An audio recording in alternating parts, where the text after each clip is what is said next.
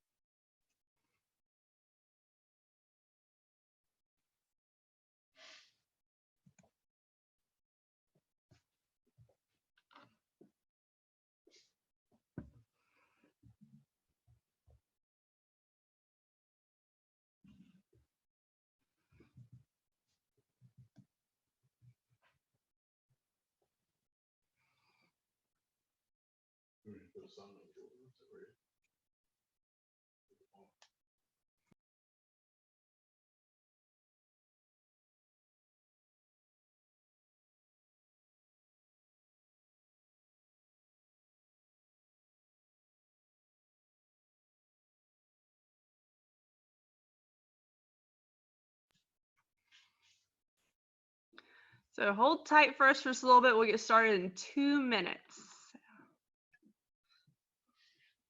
Enjoy the newspaper that's in the background. One of the things we were admiring was the cost of a newspaper. So crazy how things have changed. So.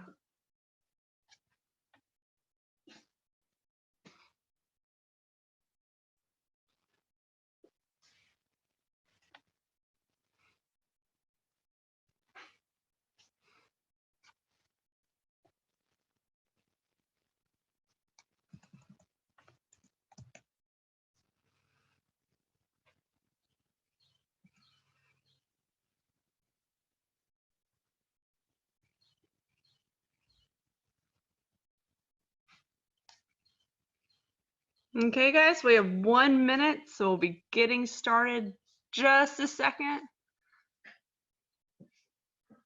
Making sure we have enough time for everyone to get in. So.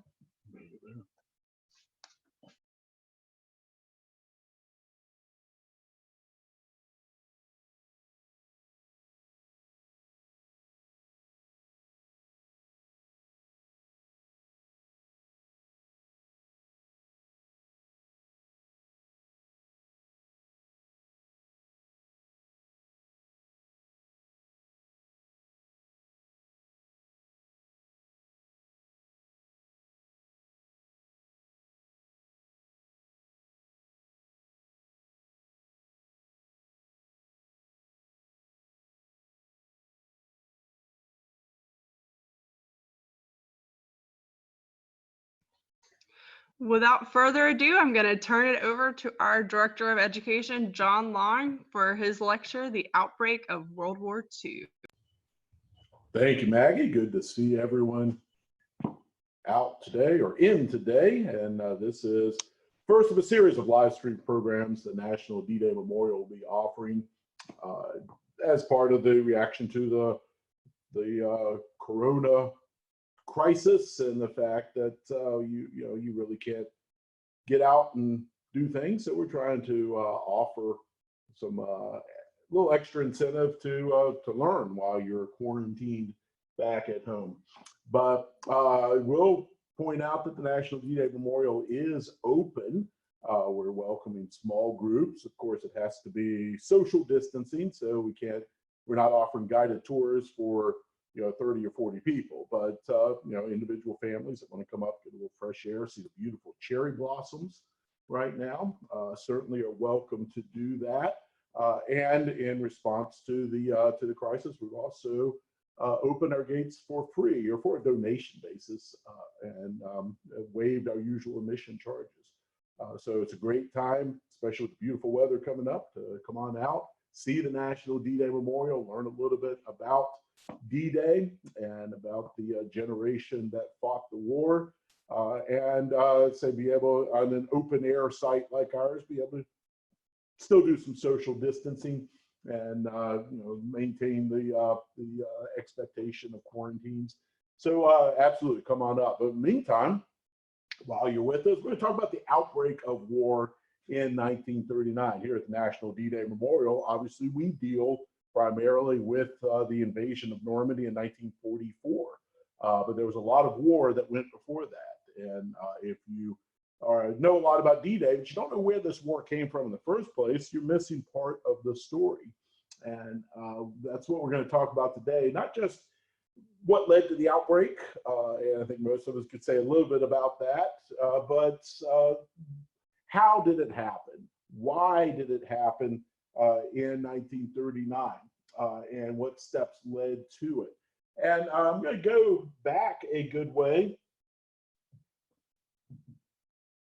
to World War I, because you cannot understand the outbreak of the Second World War without knowing a little bit of something about the First World War, which of course was fought in 1914 and 1918. World War I often gets overshadowed by the Second World War, which was certainly bigger, broader in scope, more destructive in its end results. And yet, despite the fact that we often forget about World War I, it's in many ways the more important of the two world wars, because if nothing else, there would have been no World War II had there not been a World War I to begin with. And a lot of reasons for that, but one of the main ones was the expectation of war when it broke out in 1914. Everyone went to war. All the belligerent nations of Europe went to war thinking this is going to be a quick, glorious war. Our men will be coming home with medals pinned on their chests and pretty girls throwing flowers at them. And of course, our side is going to win. Every belligerent nation thought that their side was going to win. Only one side could be the ultimate victor, but everyone expected a quick victory, and it would be a relatively painless war. Certainly we'll lose a few heroes along the way, and there'll be some men wounded in action, but it's going to be relatively easy, light casualties, few fatalities, and again, our side is obviously going to win. That's what everyone was told. That's the war they expected. It was not the war they got. The war they got turned out to be a war of attrition that chewed up millions of lives, not a few hundred, but millions of lives. And it involved the trench warfare that you see in the photo here, where men were just living in the mud, shooting each other, occasionally going over the top like these soldiers here to charge across no man's land, and they would be mowed down by the modern industrial weaponry of the First World War. Led to enormous casualties that no one, or very few at least, saw coming, and turned the war into one of attrition. A war of attrition is one that's going to be finalized only when one side is so worn out they can no longer fight. And by 1918, that was the side of the Central Powers, Germany, Austria. They were by then so exhausted, so depleted of resources, they could no longer carry on the fight. And that's when the war ended. Now, the peace, of course, they had to settle peace. Peace conferences convened in 1919 in Paris to settle all the issues of the war. And that's a big subject. We don't have time to cover it exhaustively, but I will point out that the main treaty to come out of the Paris Peace Conference dealt with Germany. It was the Treaty of Versailles.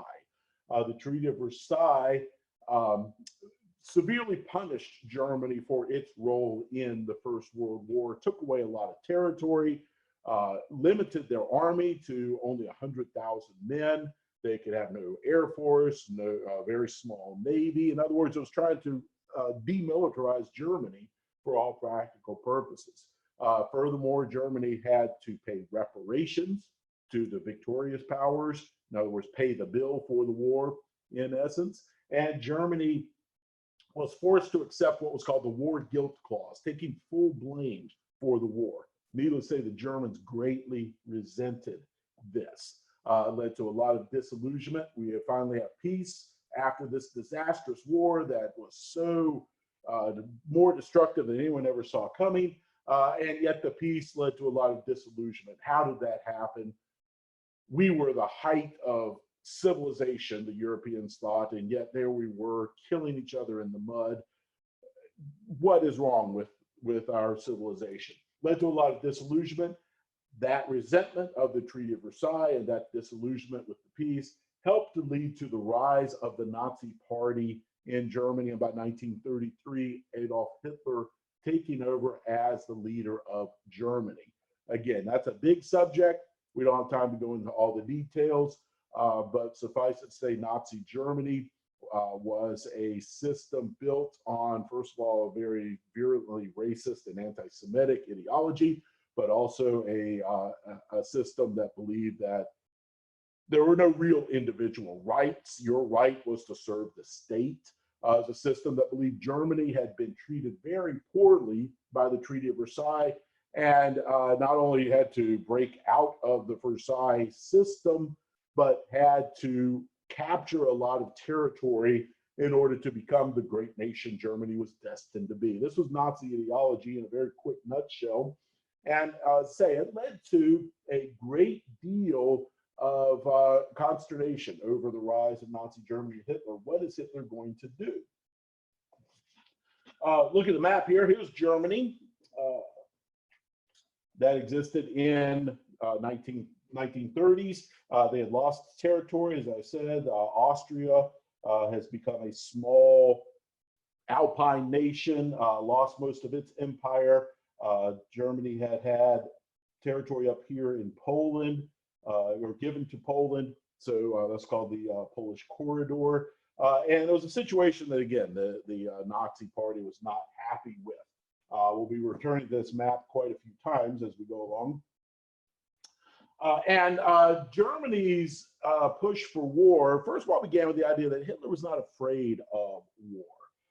He was, in fact, actively seeking it in a lot of ways. He did not believe that a world war or a European war, if it broke out again, would be as destructive as the previous one. And he believed that Germany could win if a war broke out. And so he began, really before this, began building up his military in violation of the Treaty of Versailles. But one of his first really aggressive moves was the remilitarization of the Rhineland. Can we go back to the map? There we go. Okay, the Rhineland is this striped territory right here in the region between Germany and France. And under the Treaty of Versailles, Germany was not allowed to keep any sort of military fortification there, any weaponry, in the air base, well, they weren't allowed to have an air force at all, but keep no soldiers there in the Rhineland. It was designed to be a buffer between Germany and France should war break out again. Hitler in 1935 announced we are going to remilitarize the Rhineland. We're moving troops in there. We're going to build fortifications because we can. And it doesn't matter that the treaty has violated this or prohibited this. We are going to turn our back on the Treaty of Versailles. We're moving troops into the Rhineland. So this was a violation of the treaty, and it led to a quandary. What do we do about this for Britain and France? How do we respond to the German remilitarization of the Rhineland? Britain and France were not quite sure how to respond to this. On the one hand, they wanted the Treaty of Versailles to be followed and upheld, but at the same time, they weren't really ready to do anything about it. Neither was Germany, ironically. This was not really known until years later, but the German army was not really ready for a fight at that point anyway. When German troops marching into the Rhineland, there were newsreel footage of them towing big artillery pieces. What no one knew and could tell from the newsreels, they weren't real artillery. They were dummies or telephone poles and artillery carriages. So if Germany and or Britain and France had decided to do something about it at that point in 1935, Germany really would have been in sad shape. And a lot of historians believe that this was the best chance to stop Hitler with the remilitarization of the Rhineland. If Britain and France had presented a united front and a military response to this, possibly they could have prevented what's going to come in the next few years. But they didn't, because Britain and France had a decision to make. And the policy they decided to follow instead of responding forcefully to Germany was the policy of appeasement. Now, appeasement goes down in history as a bad word. No one, if you accuse someone of being an appeaser, usually you're not paying them a compliment. And yet, in the 1930s, appeasement didn't have those negative connotations. This was considered to be a legitimate chance at keeping the peace. And you kind of see this if you think about your own experience. I bet some of you have been babysitters, some of you may be parents, and let's say you've got a 2-year-old screaming at home that he wants another cookie. What's the easiest thing to do? Just to give him a cookie, right? You're not going to fight over this. You want to, get the screaming stopped, and so you give him a cookie. Well, that's appeasement. In other words, it's giving concessions in order to keep the peace. And Britain and France decided this is how we're going to respond to the remilitarization of the Rhineland. We are going to appease Hitler by granting him that. We're not going to stop you from remilitarizing the Rhineland. However, that's it. We don't want you to do anything else after this. Hitler was always very careful to say after one of his aggressive moves that now I'm fully satisfied. He would act like he was appeased.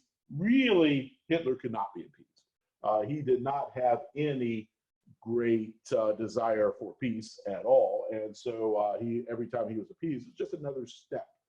He just wanted another cookie after that. And so appeasement, I say, goes down in history as a great failure, and it's become sort of a bad word because ultimately it did fail. Spoiler alert, it doesn't prevent World War II. However, at the time, it was considered by some to be naive. We cannot appease Hitler, so why are we even trying? But others consider this a noble attempt to keep the peace.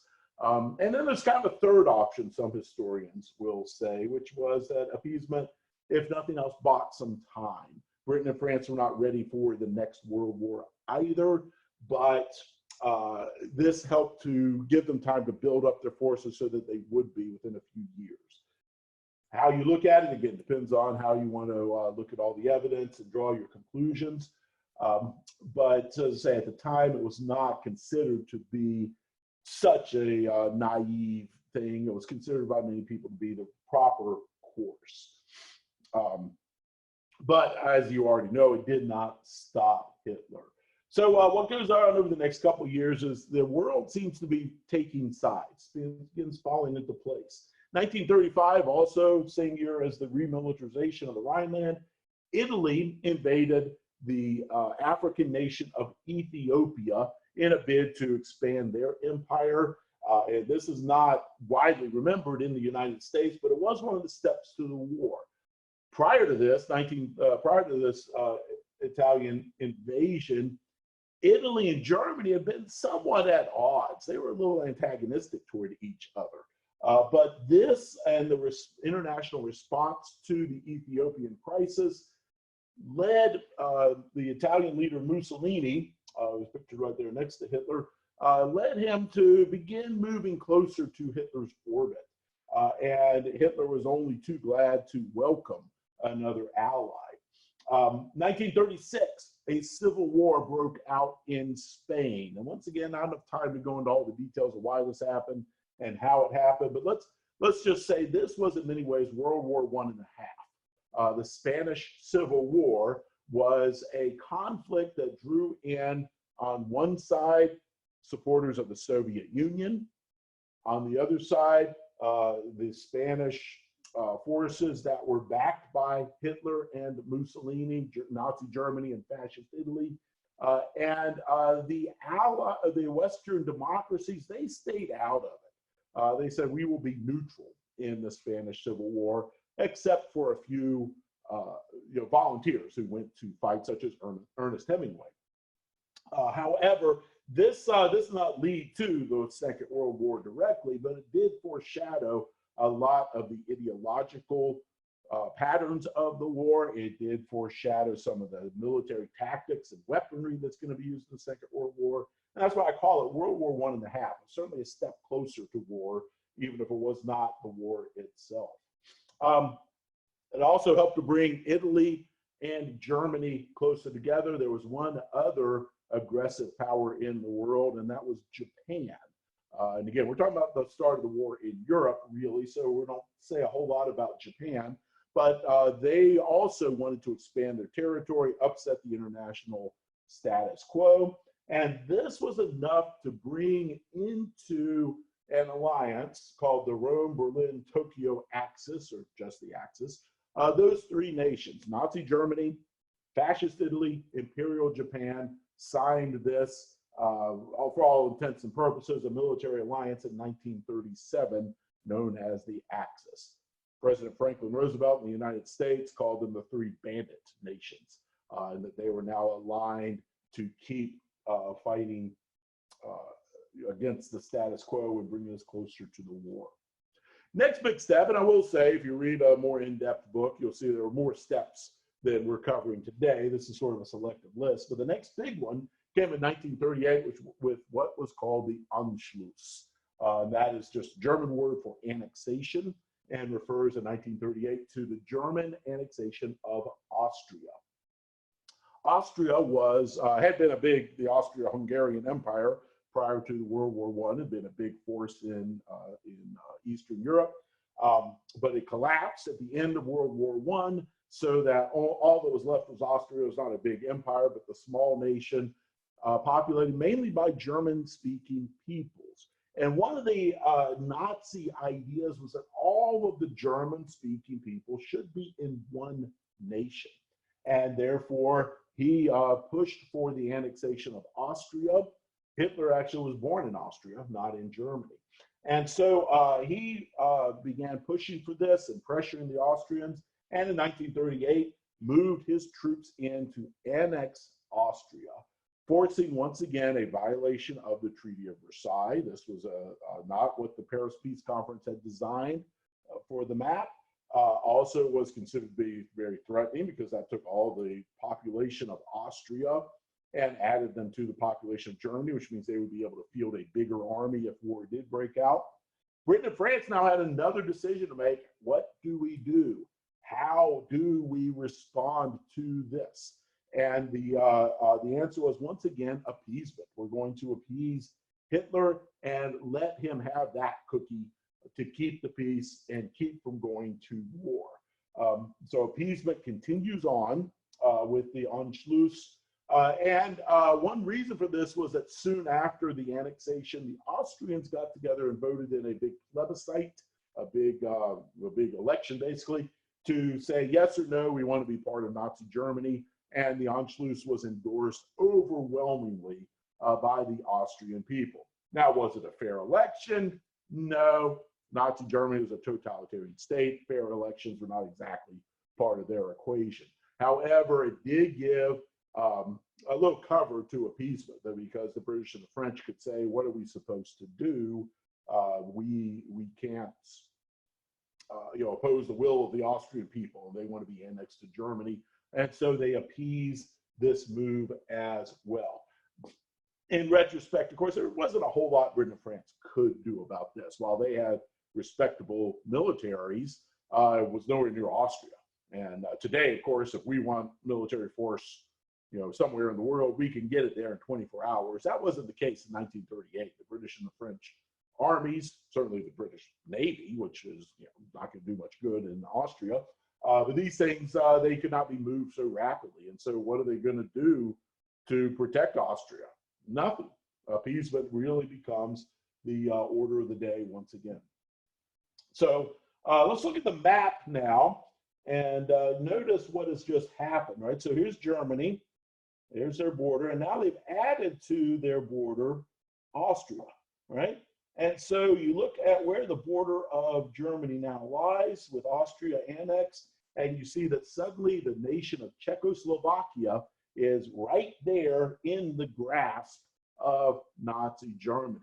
And it doesn't surprise a lot of people that despite the fact that, after appeasement, Hitler always says, now I'm fully satisfied. I want nothing else. I will be happy to endorse the status quo.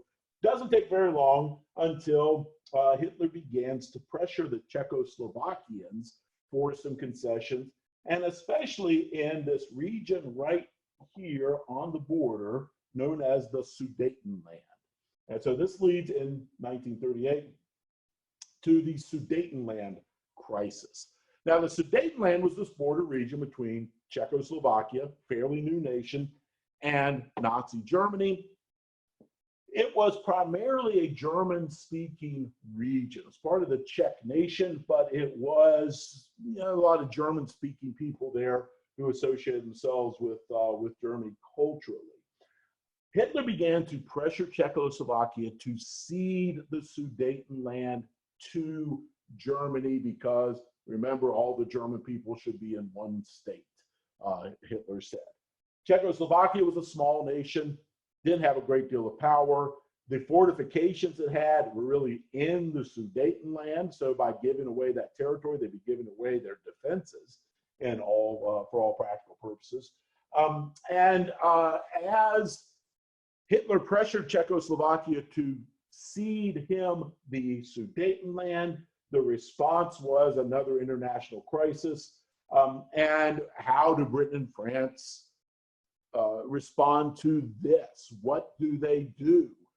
France was an ally of Czechoslovakia, for instance. So how do we respond to this?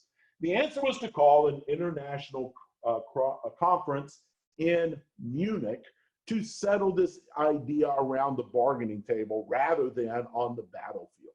Let's get together with the main powers involved, Nazi Germany, obviously, Britain, France, and Mussolini from Italy coming in as sort of an arbiter as well. And we will discuss what happens. Notice who was not invited to have a say at the Munich conference was Czechoslovakia, nor was the Soviet Union, which was watching all this with a great deal of growing alarm. But at the Munich conference, after the discussions and the diplomacy, the British and the French announced that Hitler will be allowed to annex the Sudetenland as long as it's done peacefully. And as long as that's it, he doesn't want anything else, no more cookies. Hitler was absolutely delighted to accept this deal. He annexed the Germanic-speaking Sudetenland, which meant he moved past the Czech border defenses, leaving Czechoslovakia pretty much undefended. This was is considered by many historians to be the absolute depths of appeasement, when they allowed the Sudetenland to be given away without the Czechs really even having a whole lot of say in the matter. The British Prime Minister, Neville Chamberlain, went back to London, got off his airplane, and stood there and waved in the air a copy of the Munich Agreement with the ink still damp on the page, and he proclaimed that this means peace in our times. We have just prevented a war. There will be peace in our times. Well, our time is only going to last about 11 months after this, but that shows the intention of appeasement was to keep the peace. And Britain and France believed that was very important, because remember what war is to them. It's World War I. That's what they're trying to avoid. They don't want to see their boys dying in the trenches again just 20 years after the war had ended. They want to avoid that at all costs. Hitler has no such reservations about war. He is ready to fight a war. And peace in our time, just what he wants is really just appeasement for another step, and he gets it. So the Sudeten crisis moves us even closer to war, but avoids a war for 1938 until 1939 in March, when Hitler annexed the rest of Czechoslovakia. This probably didn't come as a surprise to a lot of people.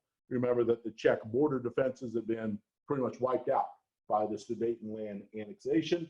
And so this was a very clear violation, not only of the Treaty of Versailles, but also of the spirit of Munich. The idea of the Munich Conference was we're going to give Hitler what he wants to keep the peace, but that's it, no more aggressive moves. Didn't last long before Hitler is moving into Czechoslovakia. This was, again, not only a violation of the spirit of Munich, but also of everything Hitler had done up to this point, which had been to bring the Germans into his German fatherland. He could say, under the principle of self-determination, that all the Germans should be in one nation, that we are going to bring the Austrians and the Sudeten Germans into what he called his Reich, the Third Reich. The Czechs were not Germans, nor were the Slovaks. They were Czechs and Slovaks, obviously. And so this was just naked aggression. Nothing could justify it. And at this point, finally, appeasement stops. Britain and France draw a line in the sand and say, if you take one more aggressive move, it will mean war. Now, that doesn't help the Czechs much. There's nothing that British and French can do to stop the invasion of Czechoslovakia, because, again, their troops are nowhere near Czechoslovakia and can't be moved that quickly. But now they draw the line in the sand and say, that's it, no more aggressive moves or we will go into war. Now, what does Hitler think about this? Why does he believe them? Why should he believe them? They have been giving him cookies for years now. And so he has every reason to believe they are just, this is another step toward appeasement. They're not going to really go to war. Hitler doesn't fear war. He doesn't believe war is really going to come because he doesn't think Britain and France are going to do anything but appease him forever. But if there is going to be a war, Hitler knew that it could not be fought on two fronts. So let's go back to the map now. The border now goes right along here, right? Not hard to see where Hitler's next move is going to be into Poland. Hitler doesn't really even try to disguise this very much. Everyone knows the next battleground, if Hitler continues his aggressive ways, is going to be Poland. And if Hitler moves into Poland, he understands that Britain and France might declare war. They've said they would. Well, will they? That's another matter, but they've said they might declare war. But that's a problem because Poland was also considered to be desirable territory by the Soviet Union. And so if we go to war with Britain and France, fighting over here in the Rhineland, what happens if Soviet Union attacks us through Poland, which is pretty much what had happened in the First World War when we were fighting Britain and France over here, and the Americans eventually, and the Russians over here, two-front war. And that's really what a lot of Germans believed lost us the First World War. In fact, we were fighting on two fronts. So Hitler thinks, I want to invade Poland. That's the next logical move for us to invade Poland, but I cannot risk a two-front war. And so what do we do about this? Well, the answer was to come to terms with the Soviet Union with what is called the Nazi-Soviet Pact. In August of 1939, Nazi Germany and the Soviet Union signed this non-aggression pact to stay at peace with each other, and some trade concessions and some other agreements in there. What no one knew for years, though, we sort of suspected based on what the headlines are going to be in a few weeks, but what no one knew was that there were actually secret clauses in the Nazi-Soviet Pact that divided up Poland. Hitler said, in essence, I will take this portion of Poland, and the Soviet Union can, without us complaining or doing anything about it, can take that portion of Poland, which had been Russian territory prior to World War I. And so this was against secret protocols, but it deserves to be remembered, and often isn't. Soviet Union will be our ally in World War II, and a very important ally, I might add.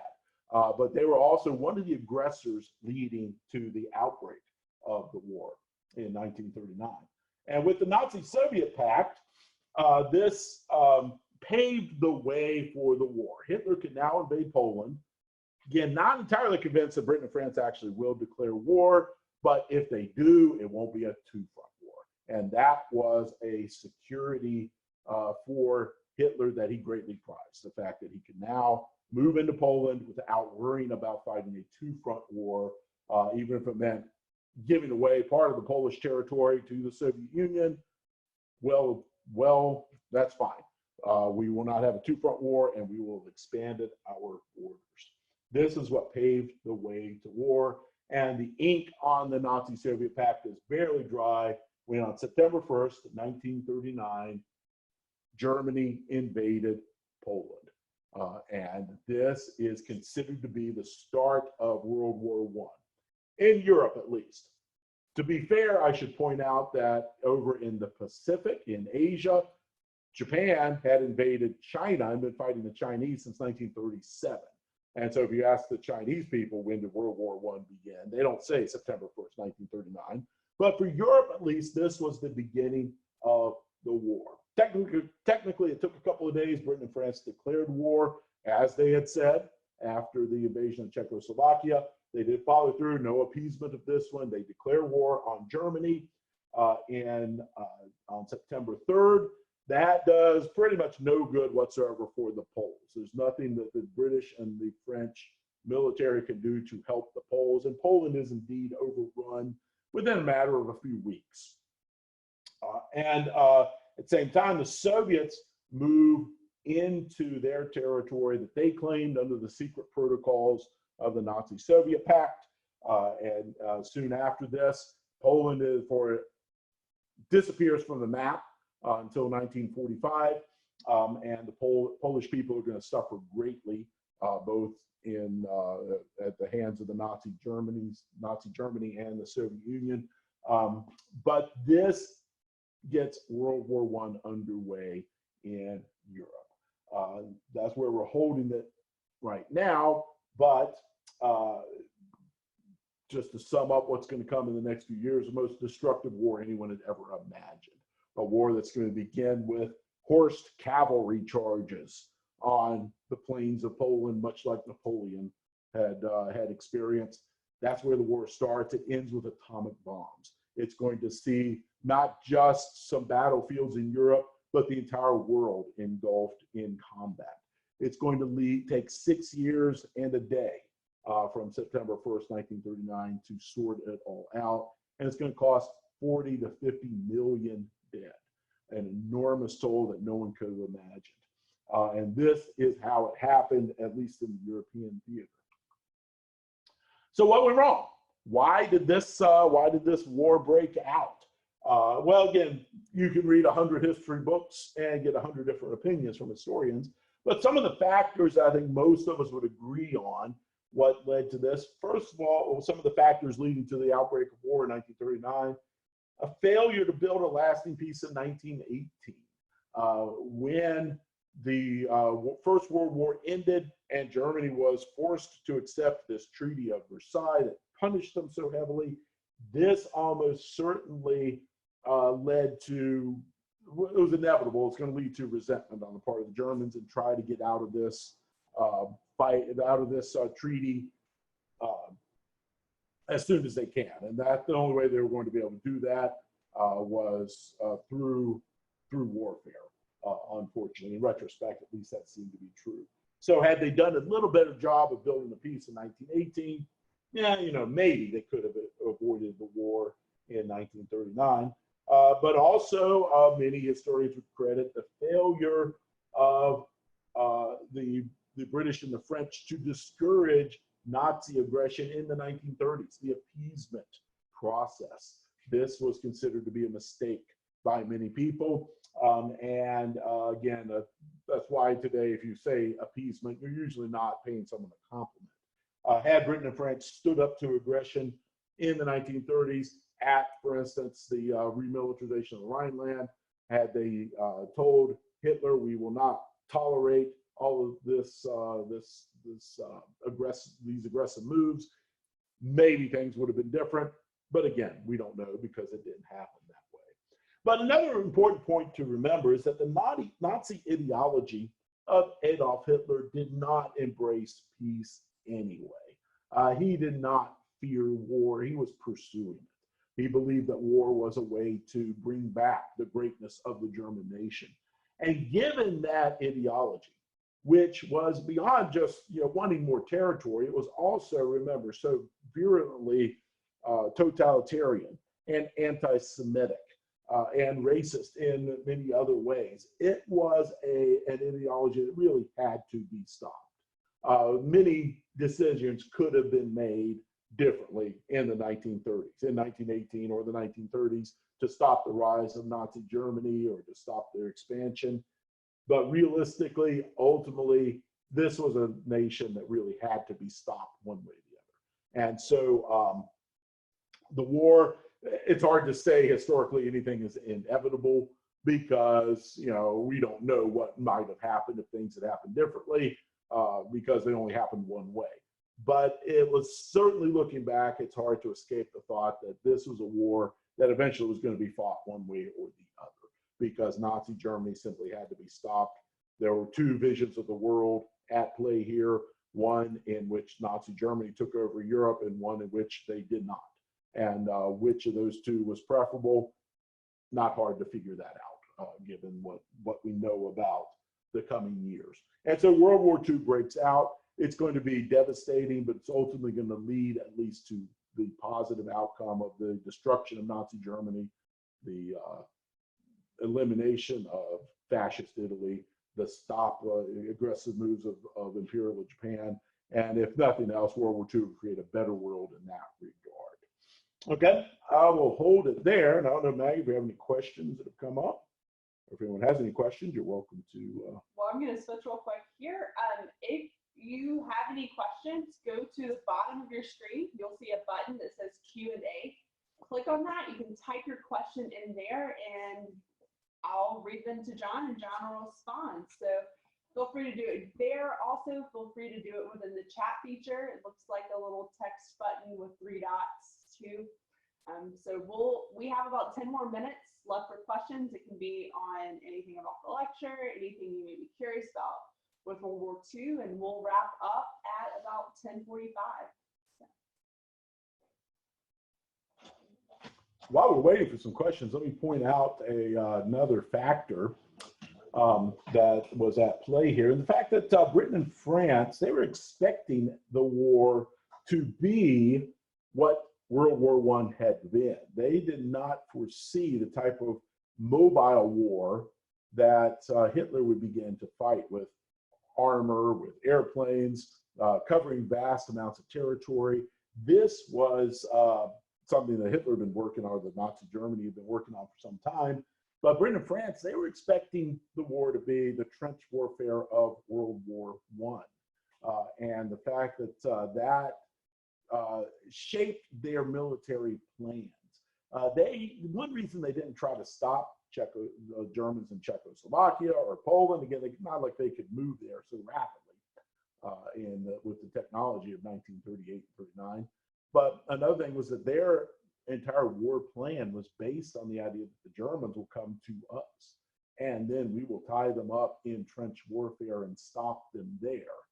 But we are not going on the offensive. We're going to wait until they attack us.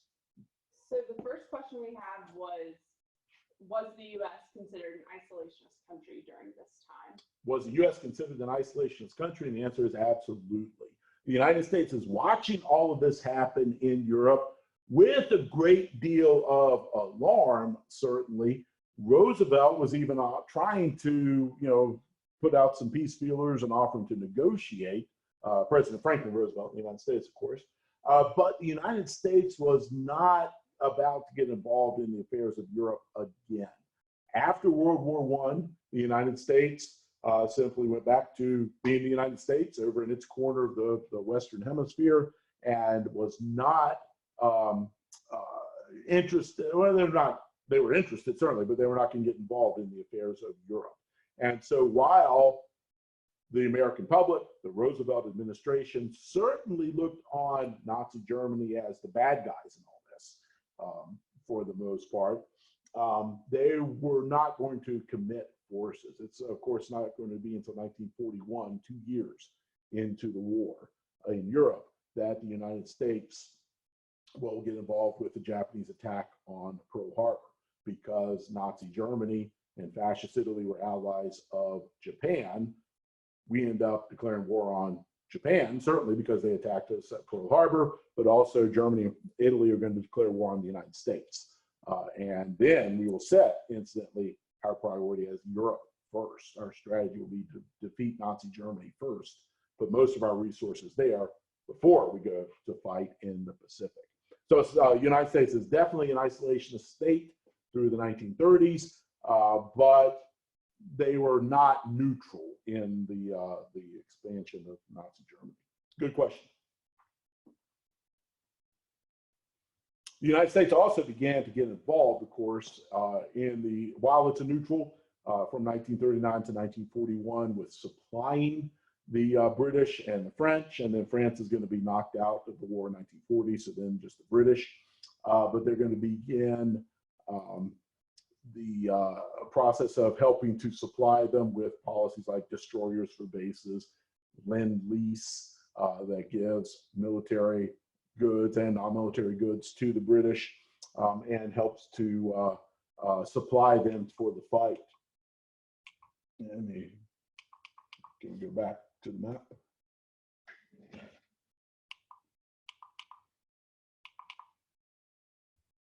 Let's try to go back to the map and say another major factor in what's coming is, despite the Nazi-Soviet Pact, there we go, despite the Nazi-Soviet Pact that divided up Poland and was a non-aggression pact between Nazi Germany and the Soviet Union, in 1941, Hitler made what is considered by most historians to be his fatal mistake. He invaded the Soviet Union to try to claim all of this territory as well.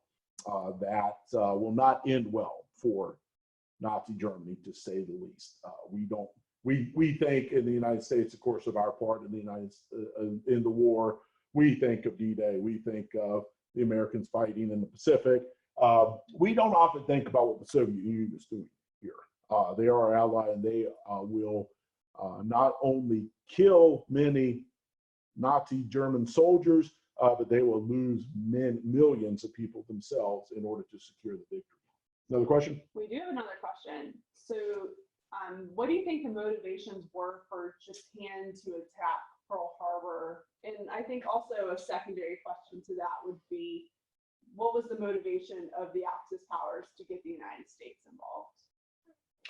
Ideally, Germany would have been happy if the United States didn't get involved. Now, one thing that we are doing is shipping supplies across the Atlantic.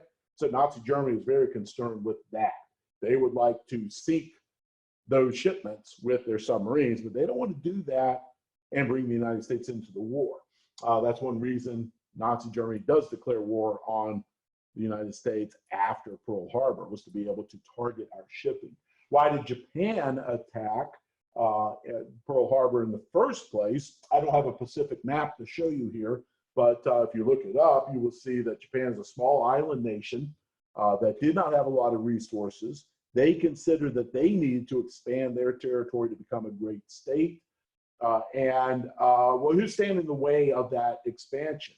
Initially, it was Britain and France, because they had a lot of territories in the Pacific, and they were, they were opposed to Japanese expansion. But once the war breaks out in Europe, Britain and France are too consumed with European affairs to worry about the Pacific much. So the other big power in the way of Japanese expansion was the United States, which had a presence in the Pacific, had Hawaii certainly, had the Philippines under American control.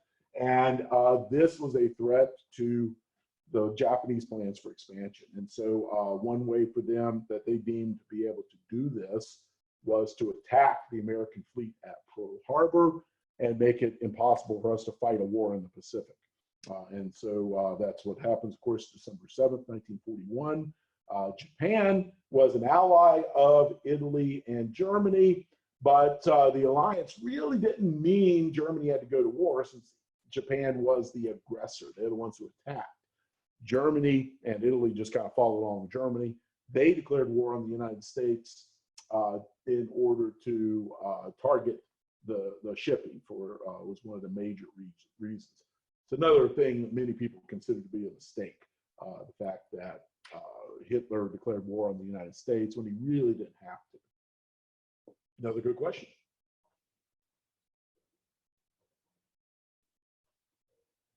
Okay, we're coming up to the end of our program. Thank you guys for joining us today. Before we head out, I do have a few announcements for you guys.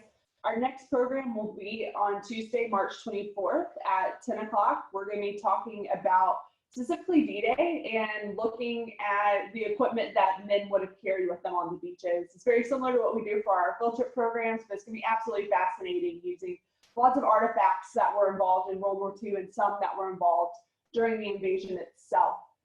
Last but not least, I want to let you guys know that while the memorial serves as the nation's monument to D-Day, it is not a state or federally funded site. If you enjoyed this programming, we ask that you consider supporting our work at this critical time.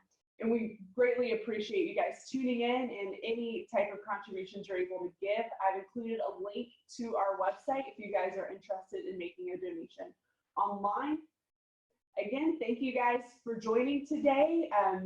We enjoyed this. I hope you guys did too. This recording will also go on our website for you to view again at a later time. So thank you guys for joining. We really appreciate it, and we hope to see you guys next Tuesday at 10 o'clock too.